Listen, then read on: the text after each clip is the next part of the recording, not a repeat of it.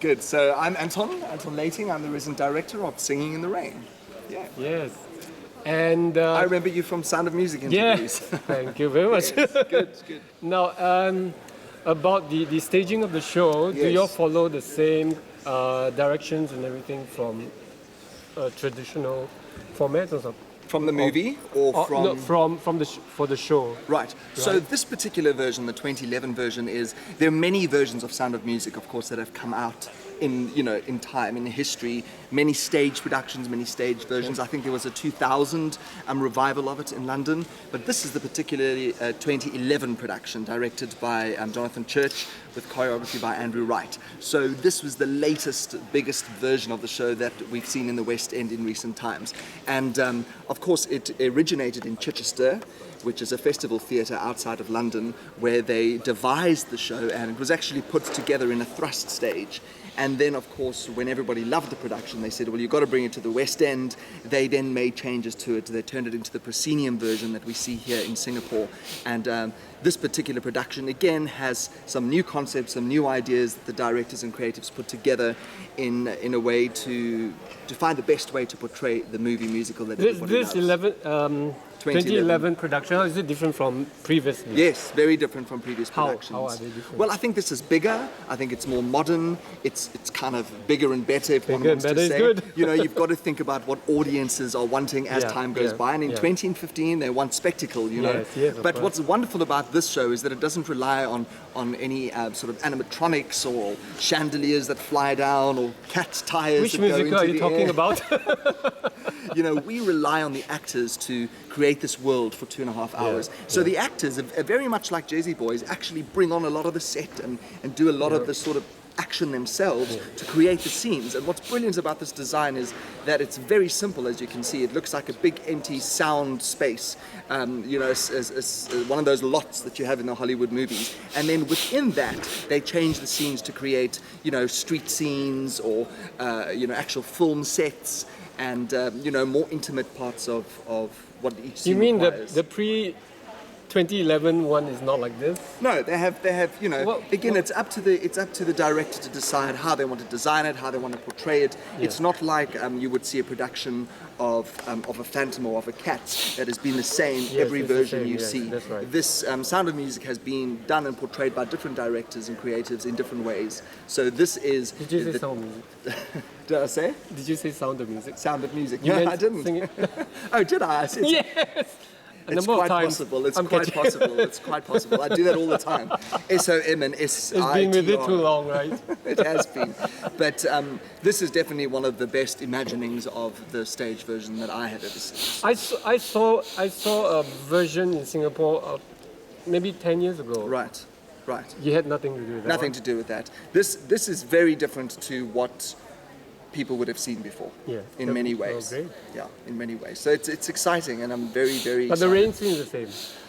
The rain scenes, I mean, they all happen at the same part of the show, of course. But, you know, again, there is the way that they have decided to portray the rain, or the way in which the rain system works here would be different to how it's worked before. I've seen versions where the rains just come out of a drain pipe, really in one space. Right. Whereas this really takes up the majority, at least 3/4 of the stage. You know, so it's a very large imagining of the rain sequence. So how many of the first rows are going to get some water? I'd say at least the first 4 rows will be what we call the splash zone. And we have to warn them to wear waterproof. They get these nice little plastic anoraks and no feathers. No feathers. And they really do get splashed. And you know, of course, they're the first tickets to go. So some people sort of see this as a 4D experience because they get the live theatre experience and then the added sensation of getting wet. Okay, that's why. Yeah, and we should put this on at Sentosa, actually. I think this production. Then they'll be ready. It's more like a ride than anything else. Tell me the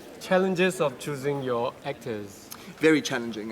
You know, again, the demands of this kind of show are huge. And if you look back at the sort of old musicals, again, they require immensely skilled people. You know, Gene Kelly was an extraordinary man.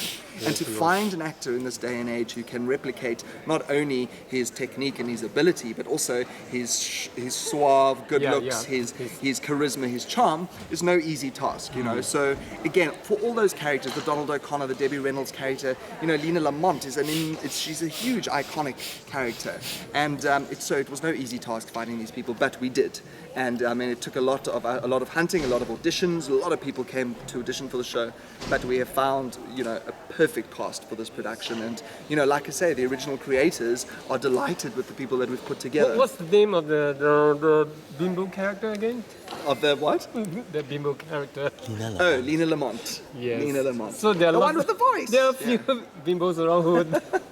She No offense. No. She does come across like a bit of a sort of, you know, airhead a little bit. Yeah. But she's very sophisticated. She's an absolute star of the silent movie era. You know, you look at her, she's beautiful. She knows how to do all of those poses. Until they went into the talkies, and then we had a problem. So she's a delightful character. I mean, the second act is really about Lena Lamont in a lot of ways, you know. So the audiences love her. They love also to see her downfall, you know. And she kind of sets herself up for a huge plunge at the end. She's funny. We'll love to watch it. And that's the thing about the show is it's funny. You know, people think it's an old school musical, you know, but boring, long, but it's not. It's you know, and especially this production has absolutely kind of the pace is there, the transitions in the set are there, the comedy is there. It really is. It is. A question about the Connor's character. What's Donald O'Connor, the Cosmo. Yes. Cosmo, yes. Yeah. There'll be the challenge of looking for someone who can do the acrobatics, right? Right. So did you ask people to audition with flips and... So the actual stage version obviously doesn't rely so heavily on the ability to do flick flacks and all sorts of things like that. We focus more on his ability to be a fantastic tap dancer. There are moments in the show, of course, where he does do his physical comedy, but being kind of, you know, Don's sidekick, his main function in the show is to make Don laugh. You know, is to pull Don out of these moments of where he's kind of feeling like he's not talented enough, or when him and Kathy are struggling to come together. And you know, he's the sort of guy who, you know, keeps things light and frothy. Makes the audience laugh. And you know, I think his big number, which does of course require all sorts of physical comedy, is make him laugh. And you know, there we see Stephen particularly chosen because of his ability to be a clown, his ability to be a jester, and he does really, really well at finding those moments in that piece where he just invents with all of the props in the studio and all the people around him, and you kind of go, wow, that is a hugely physically demanding number. Is he like that in real life? He's like that in real life. Oh, wonderful. Absolutely. Well, that's the thing. You've got to find things about the actors that have got an intrinsic, you know, built-in kind of feel about being those a good characters. director. Oh my God! You know, it's part of. It's really casting is a huge part of the process. Making use of what you have. Yeah, absolutely. So all of those characters, Bethany, Dwayne, they all have an element of those characters in them already. You know, and of course they're skilled performers, so that helps. Thank you very much. It's a pleasure, and it's lovely to see you again. Keep well. Yes.